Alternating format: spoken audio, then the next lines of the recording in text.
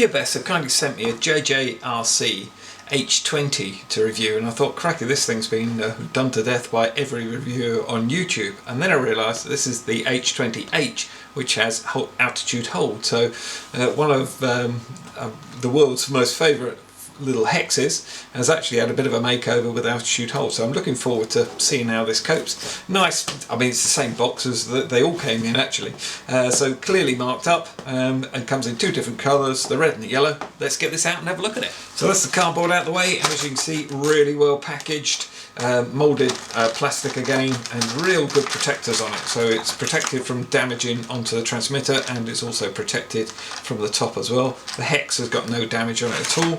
The transmitter is slightly bigger than a Nano one, so which is rather nice actually, because the Nano ones I find really difficult to operate. And comes complete with obviously coloured instruction, which look good, and I'll go through those later, and a bag of spares. And there we go, that's it all unboxed. As I say, the transmitter's a nice size actually, it's not too tiny. Yellow's not my favourite colour, but actually this looks quite nice actually. The quad is different to any other sort of H20s I've come across, because the other ones I've seen have been shiny, and this is really rubberised, sort of rubberised plastic on it, so it feels quite different. Comes complete with prop guards already assembled, so really good even for learners. And actually, even if it hits the ceiling, the props aren't going to touch the ceiling, which is good. It comes with a single cell 150 milliamp hour battery within it, and it's easily removable, so if you're new to flying, get yourself 3 or 4 extra ones of those. I'll put a link down in descriptions where you can get them from, because that keeps you in the air a lot longer. You need a USB charger that it comes with, and that charges the battery up either via a mains adapter, or you can use your computer or your laptop. Comes with a complete set of spare props, and of course the small Phillips screwdriver. Okay, so we've got the battery on charge. Always a good time to go through the manual, and this one's actually in full colour, which is really unusual. They're usually just black and white. It's quite a small thing as to go with the whole quad, the hex itself as well. It's got one of my little bugbears in it. They've put Chinese and English all over the top of each other, so I'm sure even if you're Chinese and you're trying to pick it out, it would be a job to cut through the English, and certainly reading English with all this Chinese around makes it a little bit harder to read. It's actually got graphics and photographs in here as well, which is really good, and they're clearly pulled out. But the only thing is, from then on it really goes downhill. The Chinese translations are poor, to put it mildly, and I think if you were new to flying, you might have difficulty getting off the ground with the way it explains things. But I guess that's why there's loads of reviews on YouTube. Perhaps we iron that all out for them. And it goes through the battery bay and everything. I mean, they've really tried, but it's just they've let themselves down with the translation. Again, more graphics, your problem solving and everything, all your parts lists, and all your spares and everything. So nearly well done, just let down on the language. Okay, so put your battery into the battery bay, and then just connect up to the actual quad hex itself. Sorry, I'm going to keep calling it a quad, aren't I? And then I like this one because it's actually got an on-off switch as well, so you don't, as soon as you plug the battery in, it doesn't become live. So just flick that onto the on. You get flashing red LED at the back, and you've got a very dull sort of blue at the front. You can just about see that indoors with night flying, and it's quite cool looking, but it hardly shows outside at all, to be perfectly honest. I'm going to put that just there. Hopefully you can see the changes that we get as we go through the transmitter. On the transmitter, so you hex on first and then slide on the transmitter. You get a flashing green and red LED flashing here, up and down on the throttle, and that binds it. It's mode 2 flight throttle, so flight operation. So basically this is your throttle, this is your pitch, so this is forward and backwards, and this is your roll, so it's right and left, and then this is your yaw, so it turns it. Basically the turn is here, so it's sort of like a pirouette would be the way to describe it. These are trim buttons, so if it's rolling or pitching forward, you can alter these. To be honest, on my other H20 without the altitude hold, I don't think I've ever set the trim on it. It's always been really good. So yeah, but if you do, that's what these are for. Loads of YouTube videos out there on that. the controllers are central, so as soon as you let go it pops back in, and that's sort of a giveaway that it's got altitude hold on the actual throttle one. So running through the controls, to start and stop with this one, you literally just press this button. Oops, sorry, I pressed that button there. Press that one, and you see it just starts to almost sort of tick over. If we lift it up, it will take off. If I press it again, it stops. And what that will do is, if you're in flight and you press that, it brings it down to land. Once it's landed, it kills the motor, so that's a nice little auto land feature. And you could, obviously, once you've started them, you push that up and then it will take off. On the other side, because this one's an actual button as well as a joystick sort of thing, if I press that down, the LED starts to flash on the back, and that basically takes it into headless mode. There's loads of videos out there on what headless mode is. Beginners sometimes start in headless mode. I never tend to use it, actually. I just show it, and I'll show it on the flight part of the video.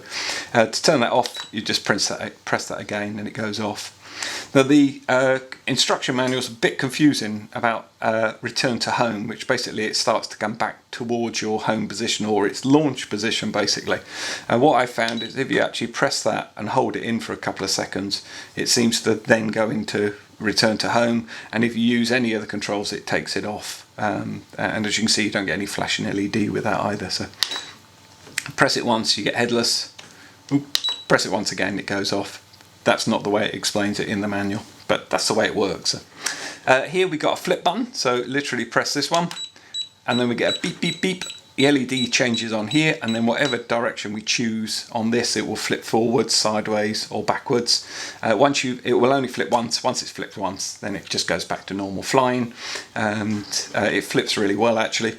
This one here is a rate change, so it always starts in low rates. You press that, and you get a beep beep beep. Oh, sorry, I'd already pressed that, so it goes, it's cyclical. So if I press that, that's where it would normally start. So that's in rate 1. It'll be very, very slow.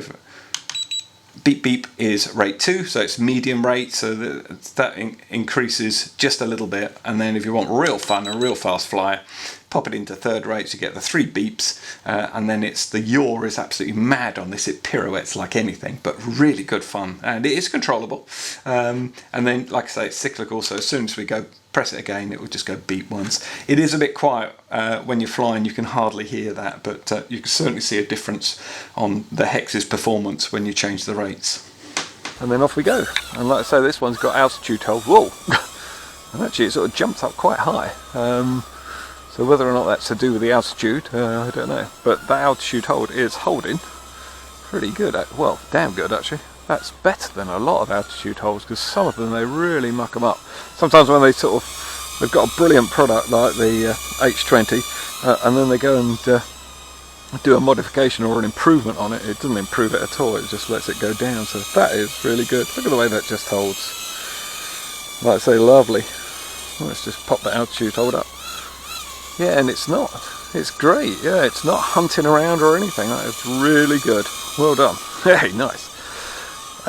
That's full pitch in low rates, medium rates. Whoa, that gets a bit of a move on. And then high rates. Why? Whoa, that to yaw is crazy. Yeah, that yaw is really nice in third. Wait, that is cool. Wait, look at that thing go. Hey, nice. Actually, I might just put that. Well, yeah, no, it's controllable, but it's damn fast. Yeah. And low is really low. There we go, that's back into low. So you press this button here to alter the rates. That's good. Okay, let's try a couple of flips with it. So you press this button here. Whoops, it's for normal. Really nice little flipper if that's your thing. So you just press the button, then choose what direction you want it to go in. It's not out of trim or anything. This is just literally the wind blowing this. I'm on full roll with that, and it's still struggling to try and keep up with it. There we go. Actually, if I put it into medium rates, it's probably easier to fight the wind and everything. It's got headless mode on it, which is you press this button here. That should be into headless. That pretty much is. Oops. And then you press this button here, and that should be into headless. And then you press this button here, and that should be into headless. And that pretty much is. That should be into headless. And that pretty much is. Oops. And then you press this button here, and that should be into headless. And that pretty much is. Yeah, definitely headless mode. Actually headless, yeah, you can see it's got a flashing LED at the back as well for headless, that's quite good. And then it says you get headless and return to home if you press that. It doesn't, that seems to have just turned headless off, so I wonder whether you just hold that, yeah, you just hold that down, hold that down and it'll then go into return to home, so that's back into headless again. It's sort of a bit of a weird setup. Rather than using a different button, they've sort of done it all on this one. I'm just going to try and turn that off. Like I say, that wind is quite strong and sort of gusting around a little bit in the garden. Yeah, and there it sits quite nicely. Yeah, that's brilliant. So let's just give that another go in high rates. I really like it.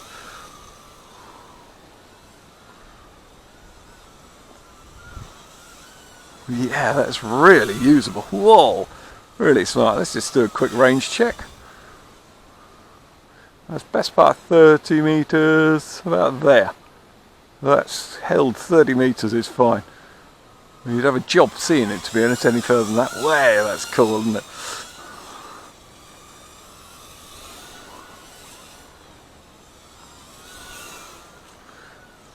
Lovely, really nice. LED's just about enough that you can just about see where it's going.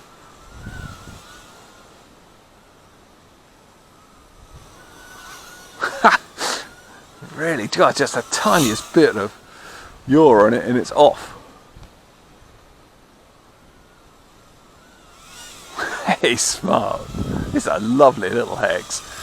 I mean, if you're after a smallish, not a Nano, but I mean, these things are just brilliant. They're always just excellent. Micro sort of mini quad, mini hex or quad, whatever you want to call it. Whee! Let's just do a fast pass.